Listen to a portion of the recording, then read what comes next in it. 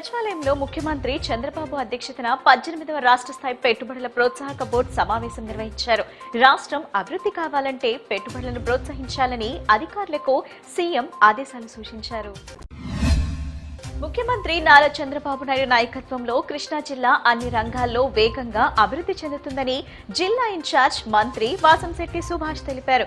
ఉప ముఖ్యమంత్రి పవన్ కళ్యాణ్, మంత్రి నారా లోకేష్ సహకారంతో సంక్షేమం, అభివృద్ధిని సమానంగా ముందుకు తీసుకెళ్తున్నామని చెప్పారు.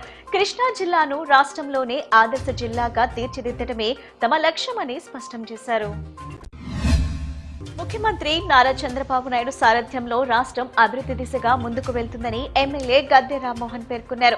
విజయవాడ ఎంపీ కేశినేని చిన్ని సహకారంతో విజయవాడ నగరాన్ని అభివృద్ధి చేస్తున్నామని, రోడ్లు, సైడ్ ట్రైన్లు వేసి నగరాన్ని అందంగా తీర్చిదిద్దుతున్నామన్నారు. గత ప్రభుత్వం విజయవాడ నగర అభివృద్ధిపై నిర్లక్ష్యం వహించిందని విమర్శలు గుప్పించారు.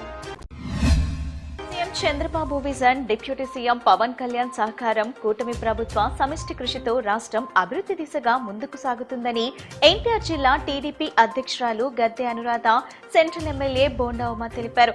ప్రజలకు ఇచ్చిన హామీల అమలే ప్రభుత్వ లక్ష్యమని, అభివృద్ధి, సంక్షేమాన్ని సమన్వయం చేస్తూ రాష్ట్రాన్ని అగ్రస్థానంలో నిలబెట్టేందుకు ప్రభుత్వం కృషి చేస్తుందన్నారు. రాష్ట్రంలో ప్రస్తుతం ప్రజలు ఎన్నడూ చూడని విధంగా దారుణమైన పరిస్థితులు నెలకొన్నాయని మాజీ సీఎం వైఎస్ జగన్మోహన్ రెడ్డి విమర్శించారు. కూటమి ప్రభుత్వ పాలనపై ప్రజల్లో తీవ్ర అసంతృప్తి పెరుగుతుందని, ప్రతి ఇంట్లోనూ ప్రభుత్వ వైఫల్యాలపై చర్చ జరుగుతుందని పేర్కొన్నారు. గత ప్రభుత్వ పాలనను ప్రజలు ప్రస్తుత పరిస్థితులతో పోల్చి చూస్తున్నారని, తాము అమలు చేసిన సంక్షేమ కార్యక్రమాలను గుర్తు చేసుకుంటున్నారని జగన్ అన్నారు.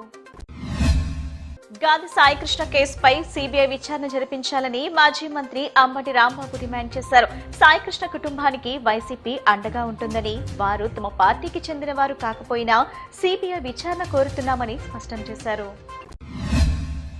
రానున్న ఖరీఫ్ సీజన్ కు కృష్ణా జిల్లాలో ప్రతి రైతుకు, కౌలు రైతుకు అవసరమైన మేర యూరియా అందుబాటులో ఉందని, ఎలాంటి కొరత ఉండబోదని జిల్లా కలెక్టర్ డీకే బాలాజీ స్పష్టం చేశారు. యూరియా పంపిణీలో పారదర్శకతను పెంపొందించేందుకు ప్రభుత్వం ప్రవేశపెట్టిన యాప్ ఆధారిత విధానంలో రైతులందరూ నమోదు చేసుకుని సహకరించాలని ఆయన కోరారు. తమ వీధిలో కనీస మౌలిక సదుపాయాలు కల్పించి ఇబ్బందులను పరిష్కరించాలని 45వ డివిజన్ చల్లావారి వీధి స్థానికులు అధికారులను కోరారు. ఈ వీధిలో సుమారు 200 కుటుంబాలు నివసిస్తున్నాయని, రోడ్లు, సైడ్ ట్రైన్లు, వీధి దీపాలు లేక తీవ్ర ఇబ్బందులు ఎదుర్కొంటున్నామని వారు ఆవేదన వ్యక్తం చేశారు. అధికారులు స్పందించి తమ సమస్యలను వెంటనే పరిష్కరించాలని స్థానికులు డిమాండ్ చేశారు. గుంటూరు జిల్లా తాడేపల్లి మండలం ఉండవల్లి కోస్టల్ బ్యాంక్ టర్నింగ్ వద్ద రోడ్డుపై పేరుకుపోయిన నల్లమట్టి స్థానికులు, వాహనదారులకు తీవ్ర ఇబ్బందులు కలిగిస్తుంది.